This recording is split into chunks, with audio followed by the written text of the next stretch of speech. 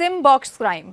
इससे जुड़ी हुई कई सारी खबरें शायद रिसेंटली आपने देखी होंगी, जो सिर्फ देश के लिए ही नहीं विदेश के लिए भी एक बड़ी आफत हो गई है। आज इस वीडियो को आप आखिर तक जरूर देखिएगा, क्योंकि मैं आपको बताने वाली हूं कि सिम बॉक्स क्राइम है क्या और ओडिशा का चीन बांग्लादेश नेटवर्क इस पर क्या कहता है। देखिए, सिम बॉक्स क्राइम, ये नाम सुनते ही आपके दिमाग में जरूर आता होगा कि ये आफत आखिर कैसी है, लेकिन ये एक ऐसी आफत है जो देश ही नहीं बल्कि विदेश की एजेंसियां भी इस पूरे नेटवर्क को तोड़ने में अपना दिमाग खपा रही हैं। दरअसल सिम बॉक्स एक ऐसा इंस्ट्रूमेंट है जिसके जरिए राउटर या दूसरे इंस्ट्रूमेंट को लगाकर किसी के भी कॉल को डाइवर्ट किया जा सकता है। सिर्फ इतना ही नहीं है, सिम बॉक्स में एक साथ कई सारी सिम भी डाली जा सकती हैं, जिससे सर्विलांस भी यहां पर कंफ्यूज हो जाता है। जांच में एजेंसियों ने पाया है कि एक सिम बॉक्स के जरिए एक साथ एक ही क्लिक में 1000 से ज्यादा मैसेज भेजे जा सकते हैं और इन मैसेजेस से किसी भी तरह की आपराधिक साजिश या उन्माद भी पैदा किया जा सकता है, जो बहुत खतरनाक है। अब इसी तरह भारतीय अर्थव्यवस्था के साथ खिलवाड़ करने में भी इसी का उपयोग किया जा रहा है। ऐसा इसीलिए क्योंकि इंटरनेशनल फोन कॉल की कीमत प्रति मिनट 4 से 4.5 रुपए है। अब उसे ये लोग इस सिम बॉक्स के जरिए मात्र 80 पैसे में दे रहे हैं। इससे कस्टमर को भी फायदा होता था और ये लोग भी यहाँ पर लगातार मुनाफा कमा रहे थे।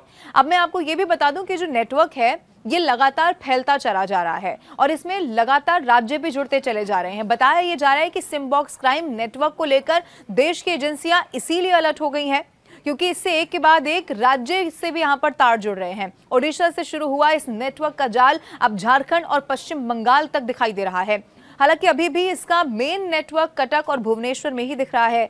जांच जो एजेंसियां कर रही हैं वो ये बताती हैं कि झारखंड के रांची में भी सिम बॉक्स के सेटअप होने की जानकारी मिल गई है और जांच में ये पता चला है कि बांग्लादेशी रिंग मामस आशादूर जमान पश्चिम बंगाल के राजू मंडल के साथ इसका पूरा नेटवर्क तैयार किया गया था। यानी कि बांग्लादेश से होते हुए ये पश्चिम बंगाल पहुंचा और उसके बाद ओडिशा और झारखंड तक इसका जो नेटवर्क है वो लगातार फैलता चला गया। लेकिन पुलिस को इससे जुड़ी हुई अब बहुत अहम जानकारी मिल चुकी है। पुलिस आयुक्त संजीव पंडा ये बताते हैं कि सिम बॉक्स मामले में बंगीय एजेंट और उत्तर 24 परगना का राजू मंडल भुवनेश्वर और कोलकाता से सामान लेकर बांग्लादेश में व्यवसाय करते थे और इसी बीच ये आशा दूर से कनेक्ट हुए और उसके बाद फिर से ये लोग सिम बॉक्स के जाल में लगातार फंस गए। अब डील के बाद वैध भिसा में पिछले अक्टूबर महीने में अगरतला होते हुए आशादूर भारत आया था। इसके बाद ही बताया जाता है कि दिसंबर महीने में कटक और भुवनेश्वर आकर राजू के नाम से यहाँ पर घर किराए पर लिया गया और इसके बाद सिम बॉक्स नेटवर्क को इसने स्थापित कर लिया।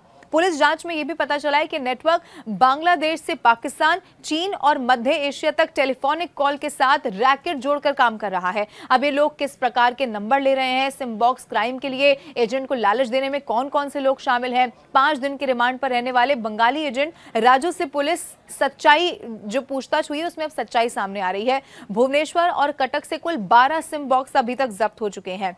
अब झारखंड से क्या तथ्य मिलते हैं उस पर सबकी नजरें टिकी हुई हैं, लेकिन माना यही जा रहा है कि बहुत बड़े खुलासे इसमें हो सकते हैं और अभी तक हो भी रहे हैं। लेकिन फायदा इनको कैसे मिलता था ये भी मैं आपको बताती हूँ। अब आप मान लीजिए कि किसी को बांग्लादेश या पाकिस्तान, चाइना में फोन करना है या किसी का फोन वहां से आता था, तो ये लोग यहां से लोकल सिम के जरिए ग्राहक तक डाइवर्ट इसे कर देते थे। अब इसी से कॉल रिकॉर्ड या कॉल का जो डिटेल है वो किसी को भी मिलता नहीं था।